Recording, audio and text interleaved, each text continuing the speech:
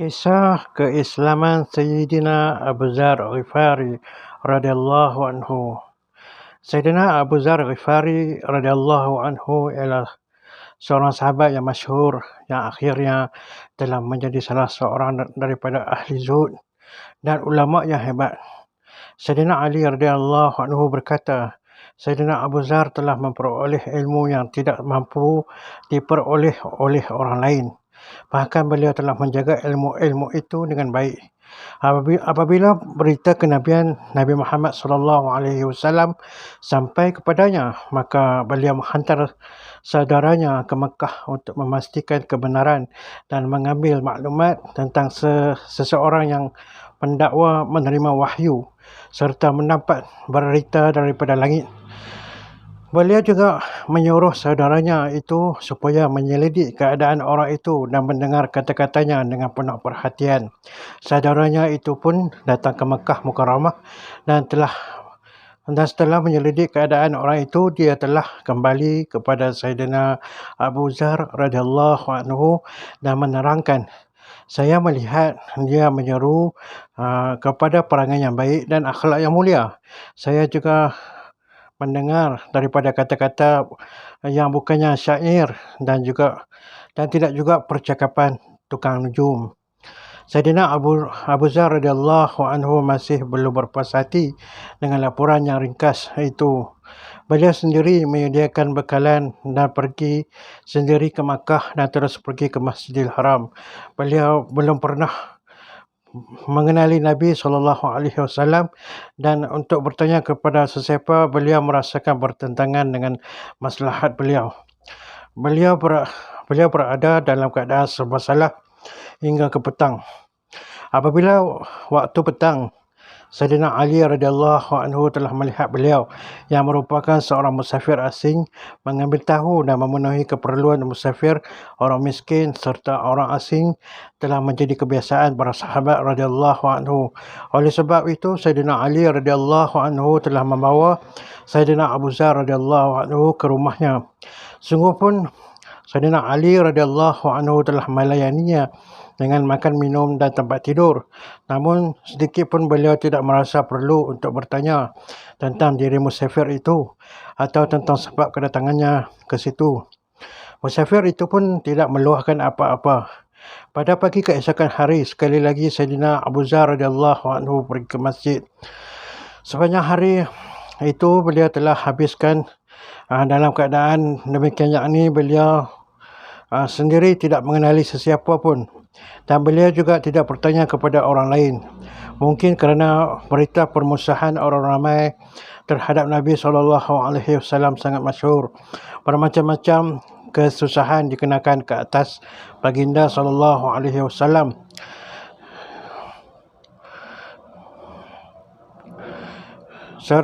Serta orang yang datang bertemu baginda SAW. Beliau berfikir bahawa dengan bertanya kepada sesiapa, mungkin beliau tidak akan mendapat maklumat yang betul, sebaliknya akan menimbulkan buruk sangka. Lebih baik beliau menyelamatkan diri daripada bahaya yang sia-sia dengan tidak bertanya. Pada petang hari kedua pun Sayyidina Ali radhiyallahu anhu telah teringatkan beliau seorang musafir asing yang belum selesai tujuan kedatangannya. Oleh itu, sekali lagi Sayyidina Ali radhiyallahu anhu membawa tetamu tersebut pulang ke rumahnya. Beliau juga telah menyediakan makan dan menyediakan tempat tidur untuknya. Tetapi pada malam itu pun beliau tidak bertanya apa-apa kepada Sayyidina Abu Dzar radhiyallahu anhu. Pada malam ketiga pun itulah keadaan yang berlaku. Lalu Sayyidina Ali radhiyallahu anhu telah bertanya, kamu datang untuk urusan apa? Apa maksud kedatanganmu? Sayyidina Abu Dzar radhiyallahu anhu meminta Sayyidina Ali bersumpah dan berjanji supaya memberitahu maklumat yang sebenar. Selepas itu baru beliau memberitahu tujuannya. Sayyidina Ali radhiyallahu anhu berkata, baginda SAW sememangnya Rasul Allah. Esok ikutlah saya ketika saya pergi berjumpa baginda SAW. Saya akan bawa kamu ke sana. Walau bagaimanapun, sekarang ini penentangan sedang hebat. Oleh sebab itu, dalam perjalanan nanti sekiranya saya menemui seseorang yang mungkin akan melakukan sesuatu terhadap kamu kerana kamu berjalan bersama saya, maka saya akan berpura-pura membuang air kecil ataupun saya akan berpura-pura membetulkan kasut saya. Sementara itu kamu berjalanlah terus. Jangan berhenti bersama saya. Dengan ini orang tidak akan tahu yang kamu bersama saya. Oleh itu pada keesokan pagi beliau telah mengikut Sayyidina Ali radhiyallahu anhu sehingga sampai ke sisi Nabi Muhammad sallallahu alaihi wasallam. Setelah sampai di sana maka berlaku perbualan antara beliau dengan Nabi sallallahu alaihi wasallam dan beliau telah memeluk Islam pada masa itu juga. Oleh kerana bimbangkan kesusahan beliau, Nabi sallallahu alaihi wasallam telah bersabda, "Jangan zahirkan dahulu keislamanmu sekarang. Kembalilah kepada kaummu secara sembunyi-sembunyi. Apabila kami